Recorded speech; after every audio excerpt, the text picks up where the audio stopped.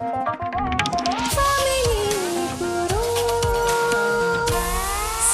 करें सपने अपने। नमस्कार, कैसे हैं आप? मेरे शो फैमिली गुरु में आपका स्वागत है। आज शो में बात होगी पौष पूर्णिमा की। पौष पूर्णिमा से ही स्नान और दान का सिलसिला शुरू हो जाता है। देखिए, वैसे तो हर पूर्णिमा को स्नान के बाद दान का महत्व होता ही है, लेकिन माना जाता है कि इस पूर्णिमा पर ऐसा करने से सभी मनोकामनाएं पूरी होती हैं और मोक्ष की प्राप्ति भी होती है। इस साल पौष पूर्णिमा के साथ ही चंद्र ग्रहण भी है, जिसकी सारी तैयारी मैं आपको आज करवाऊंगी, सारी जानकारी दूंगी, उपाय क्या करने हैं ये सब बताऊंगी। वैसे पूर्णिमा के दिन खास बात यह है कि इस दिन सूर्य और चंद्रमा का अनोखा संगम होता है, क्योंकि ये महीना सूर्य देव का है, जबकि पूर्णिमा चंद्रमा की तिथि होती है। माना जाता है कि इस दिन सूर्य और चंद्रमा दोनों की पूजा करके मनोकामनाएं पूर्ण हो सकती है। इसी दिन में माघ महीने और उसके स्नान की शुरुआत भी होती है, जिसके बारे में मैं आपको आगे सारी जानकारी दूंगी। इस दिन स्नान के साथ साथ दान करना भी बहुत अच्छा होता है, ये भी बताऊंगी। तो आइए देर नहीं करते हैं, शो की शुरुआत करते हैं और एक एक करके आपको पौष पूर्णिमा से लेकर चंद्र ग्रहण तक के बारे में सब बताऊंगी। आइए बात करते हैं आज का पहले महा उपाय की। अगर आपका शुक्र कमजोर है, खराब असर दे रहा है, तो एक लोटा जल लेकर बड़ी इलायची डालकर पानी के आधा होने तक उबालें। इस पानी को अपने नहाने के पानी में मिला लें। स्नान करते वक्त पवित्रता का ध्यान रखें। वाहन से जुड़े मामलों का भी ये उपाय बहुत लाभकारी है। नहाते समय शुक्र के श्लोक का पाठ करें। ओम जयंती मंगला काली भद्रकाली, दुर्गा क्षमा शिवा धात्री, स्वाहा स्वधा। इस उपाय से आपके सभी रोगों का और शोकों का नाश होगा। पौष पूर्णिमा जो है ये साल की पहली पूर्णिमा है। पौष पूर्णिमा के अलावा इस साल 13 पूर्णिमाएं और आएंगी। आपको आज ही इस साल आने वाली सभी पूर्णिमा की तारीख और समय नोट करवा देती हूँ, लेकिन सबसे पहले आपको पौष पूर्णिमा के बारे में बताती हूँ। पौष पूर्णिमा हर साल जनवरी के महीने में आती है। हिंदू कैलेंडर के अनुसार पौष पूर्णिमा शुक्ल पक्ष के अंतिम दिन मनाई जाती है। इस बार पौष पूर्णिमा जनवरी 2020 यानी कि 10 जनवरी 2020 शुक्रवार की रात 2:34 से शुरू हो रही है और पौष पूर्णिमा की तिथि 11 जनवरी 2020 यानी कि शनिवार रात 12:50 पर समाप्त होगी। तो मैंने आपको पूर्णिमा की तारीख और समय सब नोट करवा दिया है। अब आपको इसका महत्व बताने जा रही हूँ। आपको जब किसी बात की इंपॉर्टेंस पता होगी तभी तो आप उसको दिल से कर पाएंगे और तभी तो उसका रिजल्ट भी मिलेगा। तो आइए आपको बताती हूँ सभी पूर्णिमाओं में पौष पूर्णिमा को अलग स्थान क्यों है। ऐसा कहा जाता है कि इस दिन जो लोग तन मन और जतन से व्रत करते हैं, स्नान करते हैं, दूसरों को दान देते हैं, वो जन्म और मरण के बंधन से मुक्त हो जाते हैं, यानी कि उन्हें मोक्ष की प्राप्ति हो जाती है। इस इकलौती ऐसी पूर्णिमा है जिसमें सूर्य को अर्घ्य दिया जाता है, जबकि पूर्णिमा जो है चंद्रमा की तिथि होती है। सुबह सूर्य को अर्घ्य देने के बाद रात के समय सत्यनारायण भगवान की कथा पढ़ी जाती है और चंद्रमा की पूजा की जाती है। इस दिन के बाद ही माघ महीने की शुरुआत होती है। पौष पूर्णिमा के दिन शाकंभरी जयंती भी मनाई जाती है। जैन धर्म के अनुयायी इस दिन से पश्चाभिषेक यात्रा की शुरुआत करते हैं। चलिए अब आपको आज का दूसरा महा उपाय क्या है ये बताती हूँ। आपकी शादी नहीं हो रही है, शादी में देरी हो रही है, ये प्रयोग शुक्ल पक्ष के पहले थर्सडे को किया जा सकता है। इसके प्रयोग में मंदिर में थर्सडे की शाम को 2 हरी इलायची के साथ 5 प्रकार की मिठाई, शुद्ध घी के दीपक के साथ जल अर्पित करना चाहिए। अगर फीमेल हैं तो थर्सडे को करें और अगर पुरुष हैं तो शुक्रवार को करें। आइए बात करते हैं उनसे जो है हमारे फेसबुक के व्यूअर। हमारे फेसबुक पर विशाल राणा ने अपना सवाल पूछा है। विशाल ये पूछना चाहते हैं कि गुस्से को कंट्रोल करने के लिए वो क्या करें। विशाल, सैटरडे के दिन alcohol, non veg, fish, egg किसी भी चीज़ को आपको अवॉइड करना है। सैटरडे के दिन अपने ऊपर से काली सरसों भालकर पीपल के पेड़ के नीचे छोड़ देना है और शाम को सरसों के तेल का दिया जलाना है। आपके एंगर पर आपका कंट्रोल रहेगा। आपको पौष पूर्णिमा की इंपॉर्टेंस के बारे में तो मैंने बता दिया। अब आपको इस दिन पूजा करने की विधि बता रही हूँ। आज सब बातें आप जान लेंगे तो सारी तैयारी करने में मुश्किल नहीं होगी। पौष पूर्णिमा के दिन सुबह सवेरे उठकर नहाने के बाद व्रत करें और संकल्प लें। पौष पूर्णिमा के दिन पवित्र नदी में स्नान करने का विशेष महत्व है।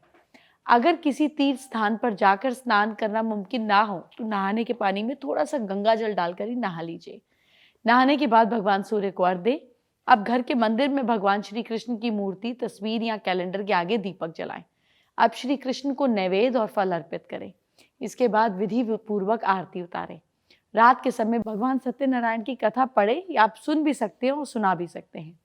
कथा के बाद भगवान की आरती उतारें, चंद्रमा की पूजा करें। शो में अब आपको आज का तीसरा महा उपाय बताती हूँ। पति पत्नी में प्रेम स्थापित करने के लिए अगर पति या पत्नी अपने प्यार को देख रहे हैं कम हो रहा है तो श्री कृष्ण का स्मरण करें। शुक्रवार के दिन 3 इलायची अपनी बॉडी से स्पर्श कर पल्लू या रुमाल में बांधकर पास ही रखें।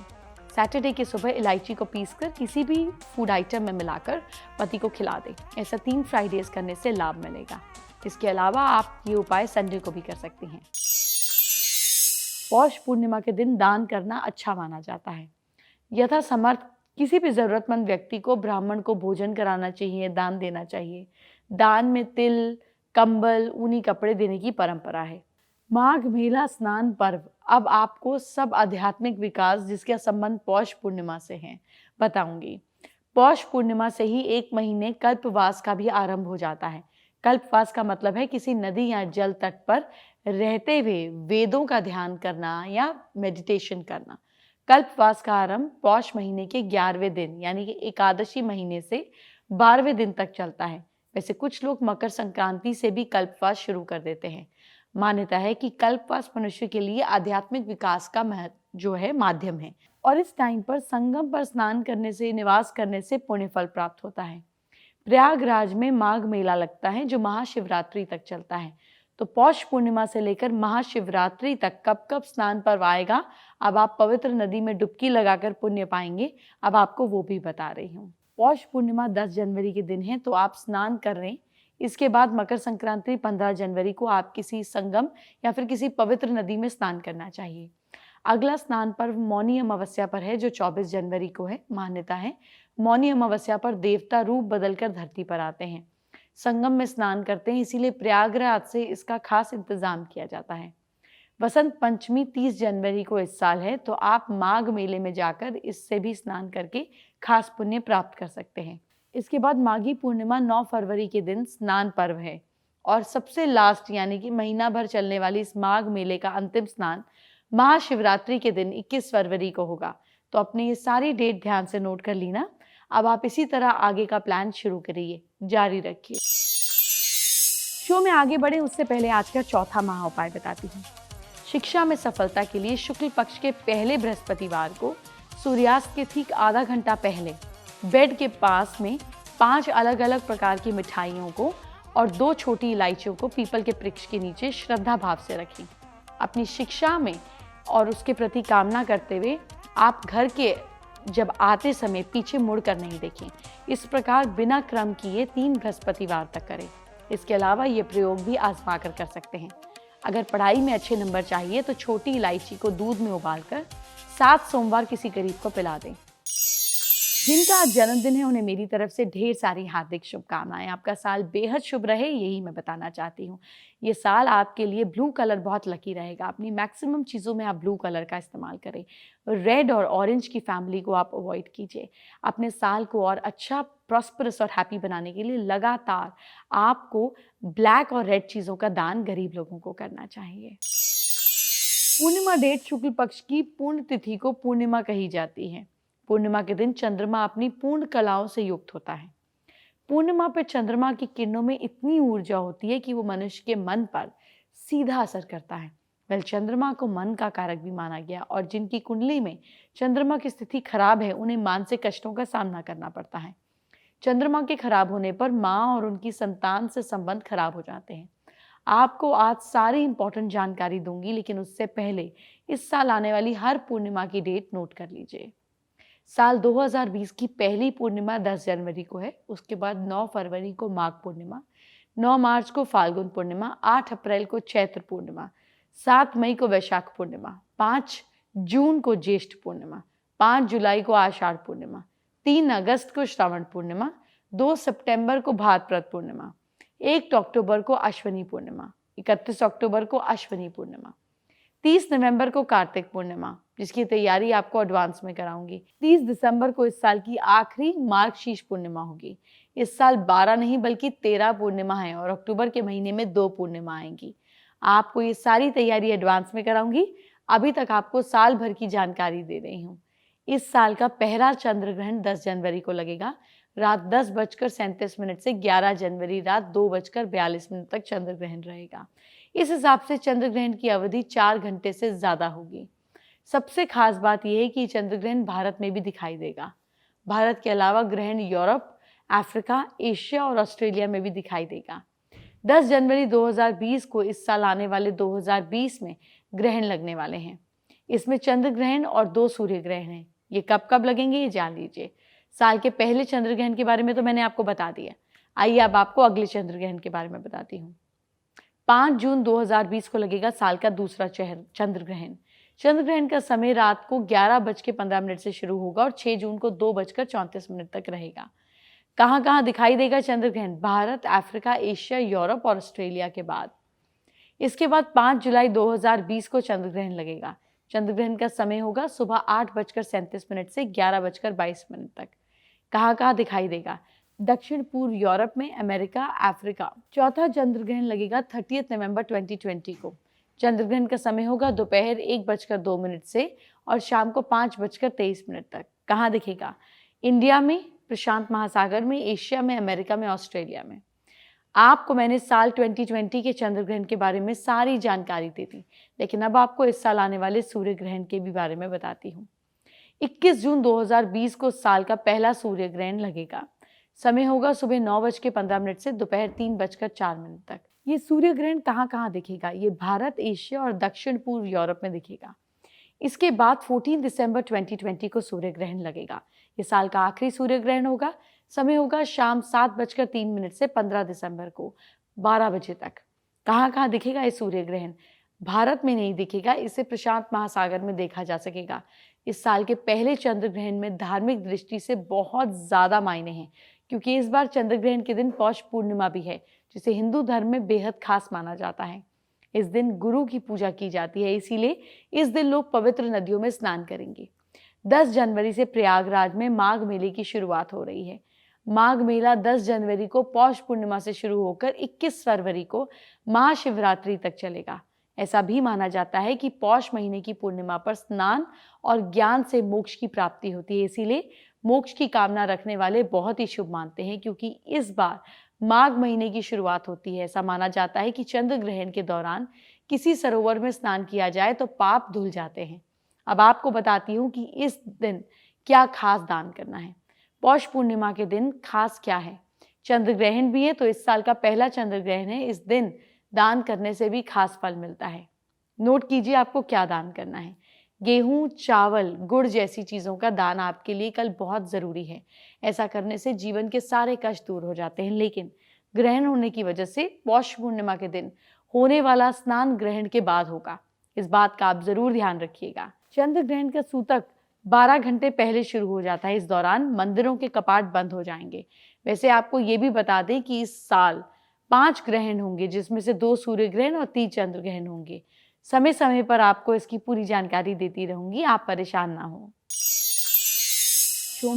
शो के आखिर में आपको ये 5वां महा उपाय बता रही हूँ, ध्यान से सुनिए।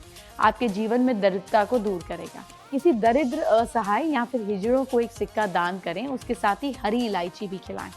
जब ऐसा मौका मिले तो करते रहें। ये उपाय नहीं कर सकते तो अगर आप धनवान बनना चाहते हैं तो अपने पर्स में हमेशा 5 इलायची जरूर रखें। आइए बात करते हैं आज की स्पेशल एस्ट्रो टिप का। क्योंकि हमने पूर्णिमा पर बात करी, आपको एक खास बात और बता दूं। पूर्णिमा के दिन सफ़ेद कपड़े को पहनना और सफ़ेद चीज़ को अपनी मदर और मदर इन लॉ को देने से आपके रिश्ते उनसे मजबूत होते हैं। तो जिन घरों में सास बहू की चिक होती है, वो अपनी मदर इन लॉ को सफ़ेद चीज़ें आज के दिन, चाहे खाने की हो या पहनने की हो, ज़रूर भेंट करें। जो भी व्यक्ति जीवन में धन संबंधित समस्याओं का सामना करता है, उसे पूर्णिमा के दिन चंद्रोदय के समय चंद्रमा को कच्चे दूध में चीनी और चावल मिलाकर ओम श्राम श्रीम श्रौम सह चंद्रमसे नमः या फिर ओम ऐं क्लीं सौमाय नमः मंत्र का जाप करते हुए अर्घ्य देना चाहिए। इससे धीरे धीरे उसकी आर्थिक समस्या खत्म होने लगती है। पूर्णिमा के दिन माँ लक्ष्मी के चित्र पर 11 कौड़ियाँ चढ़ाकर हल्दी से तिलक करें। अगले दिन इन सब कौड़ियों को लाल कपड़े में बांधकर तिजोरी में रखें। इस उपाय से धन की कोई भी कमी नहीं होगी। इसके बाद हर पूर्णिमा के दिन इन कौड़ियों को अपनी तिजोरी में निकालकर लक्ष्मी जी के सामने उन पर हल्दी का तिलक लगाकर अगले दिन लाल कपड़े में बांधकर तिजोरी में रखें। आप पर माँ लक्ष्मी की कृपा बनी रहेगी। हर पूर्णिमा के दिन मंदिर में जाकर महालक्ष्मी को इत्र और सुगंधित अगरबत्ती अर्पित करनी चाहिए। धन और सुख समृद्धि और ऐश्वर्य की देवी महालक्ष्मी को अपने घर में स्थायी रूप से निवास करने की प्रार्थना करें। आपके घर में मंदिर में धन लाभ के लिए यंत्र, व्यापार वृद्धि यंत्र, कुबेर यंत्र, एकाशी नारियल, दक्षिणावर्ती शंख रखें। इन सबको अक्षत के ऊपर स्थापित करना चाहिए। पूर्णिमा की रात में 11 से 20 मिनट तक चंद्रमा को लगातार देखें। इससे नेत्रों की ज्योति तेज होती है। साथ ही पूर्णिमा की रात में चंद्रमा की रोशनी में सुई में धागा पिरोने का अभ्यास करने से नेत्र की ज्योति बढ़ती है। पूर्णिमा के दिन चंद्रमा की चांदनी हमारे शरीर के लिए बहुत लाभदायक है। अगर पूर्णिमा के दिन चंद्रमा का प्रकाश गर्भवती महिला की नाभि पे पड़े तो उसकी प्रेगनेंसी सेफ होती है। गर्भवती महिलाओं को कुछ जरूर देना चाहिए, चंद्रमा की रोशनी में कुछ देर रहना चाहिए और दान भी करना चाहिए। मैंने आपको पूर्णिमा का दिन क्या उपाय करने हैं ये तो बता दिए, लेकिन क्या आप जानते हैं पूर्णिमा के दिन आप माँ लक्ष्मी को प्रसन्न करने वाला क्या उपाय करें, आपको उनसे कितना लाभ होगा, ये सब आपको बताऊंगी। इससे आपको क्या क्या फायदा मिलेगा ये भी बताऊंगी। इनकी पूजा से ना केवल धन की बल्कि ग्रोथ होती है, नाम और यश भी मिलता है। इनकी उपासना से मैरिड लाइफ भी बेहतर होती है। जितनी भी धन की समस्या हो वो विधि विधान लक्ष्मी जी की पूजा से की जाए तो उसका लाभ मिलता है। लक्ष्मी जी की पूजा के कुछ खास नियम हैं और कुछ खास सावधानियां भी हैं। आपको इनकी पूजा के समय बरतनी चाहिए। वो क्या है आइए बताती हूँ। माँ लक्ष्मी की पूजा सफेद या गुलाबी वस्त्र पहनकर करनी चाहिए। इनकी पूजा का उत्तम समय होता है गोधली वेला या मध्य रात्रि। माँ लक्ष्मी की पूजा करनी चाहिए आपको अर्ली मॉर्निंग भी। इसे गुलाबी कमल पर पुष्प पर माँ लक्ष्मी बैठी हो ऐसे इमेजिन कर कर, साथ ही उनके हाथों से धन बरस रहा हो ये भी आपको इमेजिन करना है। माँ लक्ष्मी को गुलाबी फूल विशेष करके कमल चढ़ाना बहुत अच्छा रहता है। माँ लक्ष्मी के मंत्रों का जाप स्फटिक की माला से करना है, वो तुरंत प्रभावशाली होता है। अब आपको माँ लक्ष्मी की कृपा पाने के कुछ और अचूक और चमत्कारी उपाय बता रही हूँ, वो भी नोट कर लीजिए। वो उपाय बता रही हूँ कि आपको बिजनेस से जुड़ा एक दूसरा और नौकरी से जुड़ा क्या खास उपाय करना है, ध्यान दीजिए। देखिए, बिजनेस में लाभ पाने के लिए आपको माँ लक्ष्मी को और गणेश जी को और विष्णु जी की स्थापना करनी है। माँ लक्ष्मी के दाहिने और विष्णु जी के बाएं ओर आपको गणेश जी को स्थापित करना है।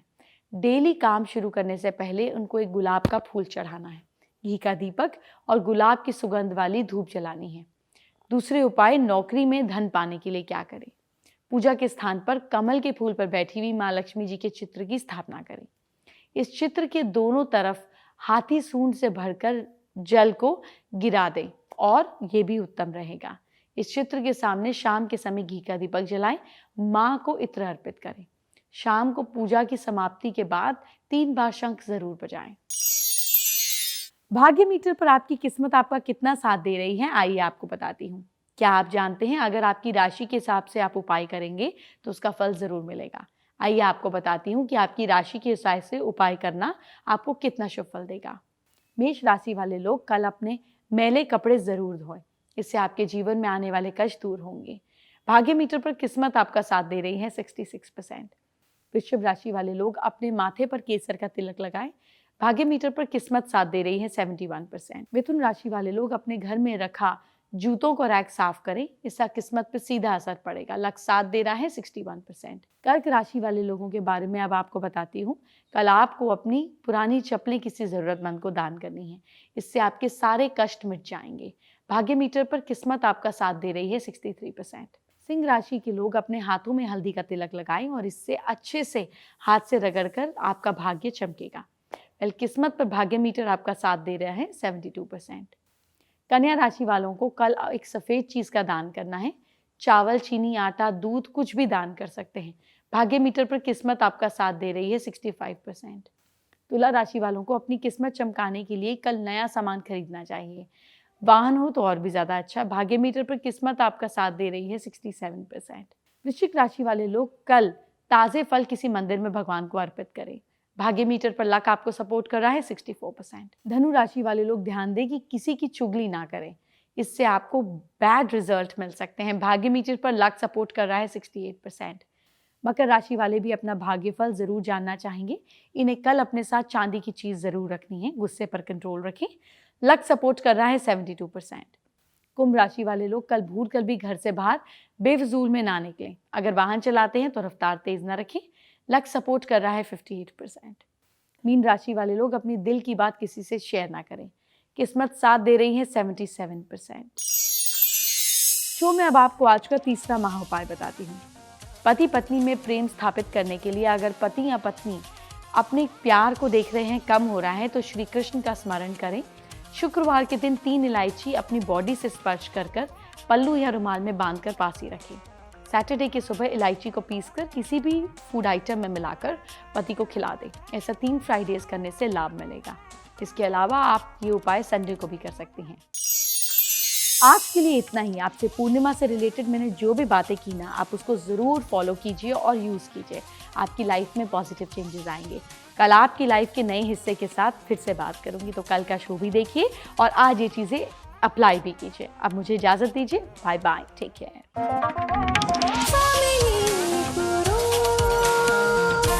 साकार करें सपने अपने।